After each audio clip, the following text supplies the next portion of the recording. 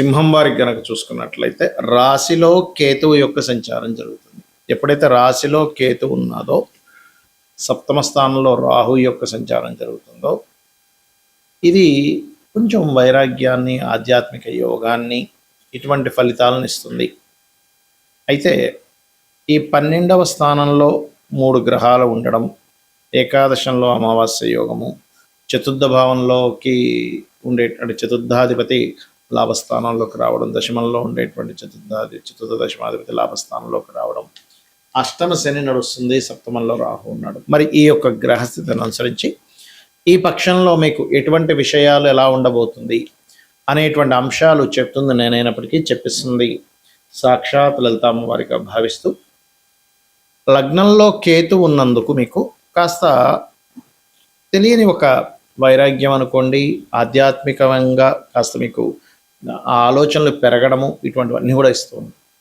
కాకపోతే మీకు ఏంటంటే 16వ తేదీ మాత్రం ధన విషయంలో, ముఖ్యంగా ఏదైనా వ్యాపారంలో ధనాన్ని ఉంచేటువంటి విషయాలలో కాస్త జాగ్రత్తగా ఉండండి. ఇది గుర్తుపెట్టుకోండి. మీకు ఎప్పుడైతే 12వ స్థానంలో శుభగ్రహాలు ఉన్నాయో, ఈ సమయం ఏదైతే ఉందో ఈ పక్షంలో మీరు ఏదైనా కొత్తగా ఇన్వెస్ట్మెంట్ చేయడానికి చాలా మంచి సమయంగా చెప్పుకోవచ్చు చెప్పాలంటే. కాకపోతే ఎట్టి పరిస్థితుల్లో కూడా మీరు 27, 28 తేదీలు భూమి, గృహము, వాహనము ఇటువంటివి కొనుగోలు చేయకండి ఎట్టి పరిస్థితుల్లో. సంతానం విషయంలోని కొంచెం స్ట్రెస్ అది ఉంటుంది. పంచమం మీద శని యొక్క దృష్టి ఉన్నందుకు కొంచెం ఆలోచన విధానము ఇలాంటివన్నీ చాలా ఏంటిది మనం ఒకటి ఆలోచిస్తే ఒకటి అవుతుంది అనేటువంటి ఒక ఇది కలుగుతూ ఉంటుంది. వివాహం విషయంలో మాత్రం మీరు కొంచెం జీవిత భాగస్వామిని ఎంపిక చేసుకునే విషయంలోని, పార్ట్నర్స్ని ఎంపిక చేసుకునే విషయంలో కొద్దిగా జాగ్రత్తగా ఉండాలి. ఈ సప్తమంలో రాహు ఉన్నందుకు విదేశీ సంబంధాలు, ఇప్పుడు చూడండి, ఒక అమ్మాయికి అబ్బాయి విదేశాల్లో ఉండే సంబంధం, లేకపోతే అబ్బాయికి అమ్మాయి విదేశాల్లో వెళ్ళి చదువుకునే సంబంధం లాంటివి త్వరగా కుదిరేటువంటి ఛాన్సెస్ ఉన్నాయి. ఇక మీరు నిత్యము చేయవలసింది కాలభైరవుడి యొక్క అష్టకం చదువుకోండి. కాస్త అష్టమ శని నడుస్తుంది కాబట్టి అయితే గురువు యొక్క దృష్టి వల్ల అష్టమ శని యొక్క ప్రభావం చాలా మటుకు తగ్గింది మీకు. కాకపోతే నువ్వులు దానంగా ఇవ్వడము ఇవి చేయండి. ఇవి చేసినట్లయితే అన్ని విధాలా మీకు బాగుంటుంది. గోచార ఫలితాలు ఒక ఎత్తు అయితే, మీకు ఎప్పుడైనా గుర్తుపెట్టుకోండి, మీ జన్మజాతకంలో అసలు ఏ కాంబినేషన్స్ ఉన్నాయని చూసుకోవాలి. అంటే ఎంతసేపు మనం జనాలకి బేసిక్కే అలవాటు అయిపోవడం వల్ల ఏలినాటి శని ఉందా లేదా ఇదే బేసిక్గా చూసుకుంటుంటారు. ఏలినాటి శని ఉందా, అర్ధాష్టమ శని ఉందా, అష్టమ శని ఉందా.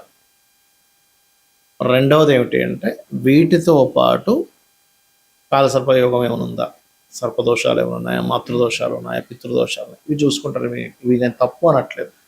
కానీ ఏలినాటి శని అనేటువంటిది ఏంటంటే, మనకి ఇప్పుడు ఏ ఏ రాశుల వారికి నడుస్తుంది చూసుకుంటే, కుంభము, మీనము, మేషం వారికి ఏలినాటి శని, సింహం వారికి అష్టమ శని, ధనస్సు వారికి అర్ధాష్టమ శని. శని ఎప్పుడు కూడా ఏం చేస్తాడు అంటే, మీకు ఒకటే గుర్తుపెట్టుకోండి, మీకు శని అనేటువంటిది కొంత ఆలస్యం అవుతున్న కొత్త విషయాలు నేర్పిస్తాడు, ఒక శ్రమనిస్తాడు. ఇప్పుడు ఎలా అయితే ఒక రాజు తను రాజ్యాన్ని వెళ్ళాలంటే ముందు యుద్ధం చేయాలి, యుద్ధం చేస్తేనే రాజ్యం వస్తుంది. అలాగే ఒక మనిషికి కొన్ని విషయాలు ఒక స్టేజ్కి వెళ్ళాలంటే కొన్ని విషయాలు అనుభవంలోకి రావాలి, అనుభవాలను ఇస్తాడు. అంతేగాని ఇంకా ఏమీ అన్నీ పోతాయి, అన్నీ చాలా విభత్సం అయిపోద్దని అనుకోకండి దయచేసి. అనుభవాన్ని ఇస్తాడు, దాని మీద యాక్సెప్ట్ చేయగలగాలి. అదేవిధంగా కాలసర్ప దోషం అనేటువంటి జన్మజాతకానికి అప్లై చేయకూడదని శాస్త్రంలో ఉంది, కాలానికి సంబంధించిన విషయంలో. ఎందుకంటే నేను గతంలో చాలాసార్లు చెప్పాను, 170, 180 మంది ప్రెసిడెంట్లకు ఉంది కాలసర్ప దోషం, మెగాస్టార్ చిరంజీవికి ఉంది, చాలామందికి ఉందని చెప్పాను, పెద్ద పెద్ద వాళ్ళకి, మల్టీమిలియనర్కి. మరి వాళ్ళందరూ ఎలా అయ్యారు? మరి కాలసర్ప దోషం ఉంటే ఎందుకు పనికి రాకుండా పోవాలి కదా అనే విషయాన్ని గుర్తుపెట్టుకోండి. ఇక జనరల్ సర్పదోషాలు మీరు కాళహస్తికి వెళ్ళడము, లేకపోతే రావి చెట్టు ప్రదక్షిణం చేసుకోవడం వల్ల పోతుంది. అదేవిధంగా మాతృదోషం, పితృదోషం, పూర్వజన్మల్లో మనం చేసినటువంటి కొన్ని దోషాలు ఉంటాయి. అంటే తల్లిని సరిగ్గా చూసుకోకపోవడం వల్ల మాతృదోషము, పితృదోషం అనేటువంటిది పితృదేవతలు సరిగ్గా చేయకపోవడం వల్ల, సంతానాన్ని సరిగ్గా చూసుకోకపోవడం వల్ల, తండ్రికి ఇవ్వాల్సిన గౌరవం ఇవ్వకపోవడం వల్ల, ఇట్లాంటి వాటి వల్ల జరుగుతుంది. ఇలా చాలా ఉన్నాయి. స్త్రీ దోషం ఉంటుంది, శుక్రుడు పాడైతే. అయితే ఇక్కడ ఏంటంటే, ఏ గ్రహం పాడవడం వల్ల, ఏ కాంబినేషన్ వల్ల వచ్చిందంటే శుక్రుడు పాడయ్యాడు, స్త్రీ దోషం. ఏమి కంగారు పడద్దు, చక్కగా సాటి స్త్రీలని, అది స్త్రీ అయినా పురుషులైనా, గౌరవించడం నేర్చుకోండి. వాళ్ళ పట్ల మరలా అవహేళనగా ఉండడం, వాళ్ళని ఏడిపించడం, వాళ్ళు ఏడిచేలా మీ వల్ల వాళ్ళు ఏడవడం చేస్తే మళ్ళీ ఆ స్త్రీ దోషం ఇంకా పెరుగుతుంది. మాతృదోషం ఉంది, ఇంకా మీ తల్లిగారు ఇంకా ఎక్కువ బాధపడుతున్నారు మీ వల్ల ఈ జన్మలో కూడా, అది ఇంకా ఇంకా కొన్ని వందల జన్మలకి కంటిన్యూ అవుతుంది. పితృదోషం కూడా అంతే. పితృదేవతలకి గతంలో తెలియక చేయలేదు, అది పితృదోషంగా వచ్చింది. అప్పుడు ఆ పితృదోష సంబంధించినటువంటి స్వయం పాకం ఇవ్వడము, లేకపోతే ఏదైనా గయా లాంటి ప్రదేశాలను అక్కడ పితృతర్పణాలు చేయడం, లేకపోతే నిత్య పితృతర్పణాలు చేయడం, లేదా అమావాస్య నాడు పితృదేవతల కోసం వదలడం చేయాలి. ఇంతేగాని ఏదో అయిపోతుందని కాదు. ఇక్కడ ఏంటంటే మీకు లగ్నం నుంచి 12 భావాలు అనేటువంటివి ఉంటాయి. లగ్నం ఏమిటి, లగ్నం యొక్క స్థితి ఏమిటి, మీ యొక్క ఎదుగుదల, మీ లైఫ్లో ఎందుకు ఎప్పుడు అప్ అండ్ డౌన్స్ వస్తాయని చెప్తుంది. ధనాధిపతి చూడాలంటే సెకండ్ హౌస్, అంటే మీకు ధనము ఏ రూపంలో, ఏ మార్గంలో ఎప్పుడు ఎక్కువగా వస్తుంది, ఏ మార్గంలో ఎప్పుడు పోయే ఛాన్సెస్ ఉన్నాయి, ఎప్పుడు జాగ్రత్తగా ఉండాలి ధనం విషయంలో అనేటువంటి చూపిస్తుంది. అదేవిధంగా 3వ భావంలోకి వెళ్తే సిబ్లింగ్స్, మీ యొక్క ప్రయత్నాలు ఇవన్నీ ఉంటాయి. అంటే సిబ్లింగ్స్తో మీకు ఉండే రిలేషన్ ఏంటి. కొంతమంది బాధపడుతుంటారు, ఏమిటంటే మా సొంత అన్నయ్య ఇలా చేశాడు, మా తమ్ముడు ఇలా చేశాడు, మా అక్క ఇలా చేసింది, మా చెల్లి ఇలా చేసింది అంటారు. అది పూర్వజన్మల్లో ఉన్నటువంటి కొన్ని కర్మలు వెంటాడుతూ ఉంటాయి ఆ రూపంలో వచ్చి. మన కర్మలన్నీ కూడా మన తల్లిదండ్రులు, పిల్లలు, అన్నదమ్ములు, అక్క చెల్లెళ్ళు, స్నేహితులు, దాయాదులు వీళ్ళ రూపంలోనే వస్తారు, గుర్తుపెట్టుకోండి. ఇవి ఎక్కడి నుంచి తప్పించుకోలేరు. ఇంకా తప్పించుకుందామని ప్రయత్నం చేసినప్పుడు రోగ రూపంలో వస్తుంది కర్మ.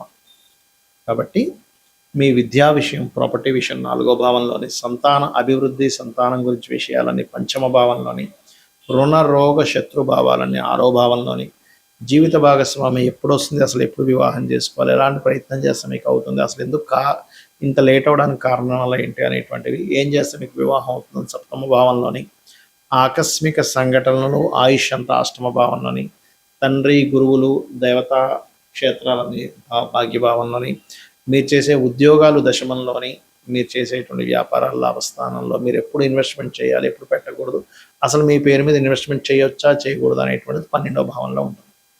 ఇలా 12 హౌజెస్ ఉంటాయి ఆస్ట్రాలజీలో. ఈ 12 భావాల్లో ఏ గ్రహం ఉంది, ఆ గ్రహ అధిపతి పరిస్థితి ఏమిటి, పిఏసి అంటారు, అంటే ప్లేస్మెంట్, ఆస్పెక్ట్ అండ్ కంజంక్షన్. అంటే ఏ గ్రహం ఎక్కడుంది, ఏ గ్రహంతో చూడబడుతుంది, ఏ గ్రహంతో కలిసి ఉంది, దాని వలన ఆ యొక్క గ్రహం యొక్క బలాబలాల్లో మార్పులు వస్తాయి. అంటే చిన్న ఎగ్జాంపుల్ చెప్తా చూడండి. ఇప్పుడు ఒక మనిషి ఉన్నాడు, అతను చిన్నప్పటి నుంచి అతని ఫ్రెండ్ సర్కిల్ కానీ అతనికి చెప్పే వాళ్ళు ఎవరూ సరిగ్గా లేక చదువుకోలేదు అనుకున్నాం, కాసేపు సరిగ్గా చదవలేదు. చదవకపోవడమే కాకుండా అతను తెలివితేటలు కూడా బిల్డప్ చేసుకోలేకపోయాడు. అంటే కొంతమంది ఎవరితో అయితే కలవకూడదు వాళ్ళతో వెళ్ళి ఫ్రెండ్షిప్ చేశాడు, దాని తర్వాత అనవసరమైన వ్యసనాలకు గురయ్యాడు, దాని తర్వాత అనారోగ్యంతో ఇబ్బంది పడ్డాడు, ఎక్కువ వ్యసనాల వల్ల. రైట్. అంటే ఏంటి, ఒక మనిషి ఎలా అయితే ఎవరితో కలిశాడో, ఎవరి ఇన్ఫ్లుయెన్స్లోకి వెళ్ళాడో, ఎక్కడ నివసిస్తున్నాడో అనే ఎఫెక్ట్ ఎలా ఉంటుందో, అదేవిధంగా ఒక మనిషి మంచి తల్లిదండ్రులు, చెప్పేవాళ్ళు బాగున్నారు, బాగా ఇంటెలిజెంట్, బాగా చదువుకున్నాడు, మంచి వ్యాపారం పెట్టాడు, మంచి ఉద్యోగంలో జాయిన్ అయ్యాడు, లైఫ్ మంచి భార్య పిల్లలు వచ్చారు, లైఫ్ అంతా అద్భుతంగా ఉంది, మంచి గుర్తింపు ఉంది. అలాగే గ్రహం కూడా పాపగ్రహాలతో సంబంధం కలిగినప్పుడు, దాని పోర్ట్ఫోలియోస్ పాడైనప్పుడు ఆ భావం పాడవుతుంది. దాన్ని సెట్ చేసుకోగలగాలి. లేదా శుభగ్రహ సంబంధాలు వచ్చినప్పుడు ఆ భావం బాగుంటుంది, అదంతా ఫ్రూట్ఫుల్ ఇస్తుంది. ఇదంతా పూర్వజన్మ కర్మ వల్ల వస్తుందని అర్థం చేసుకుంటూ కనీసం ఈ జన్మలో అయినా తెలిసి ఎటువంటి బ్యాడ్ కర్మలు చేయకుండా ఉండాలి. శ్రీమాత్రే నమః.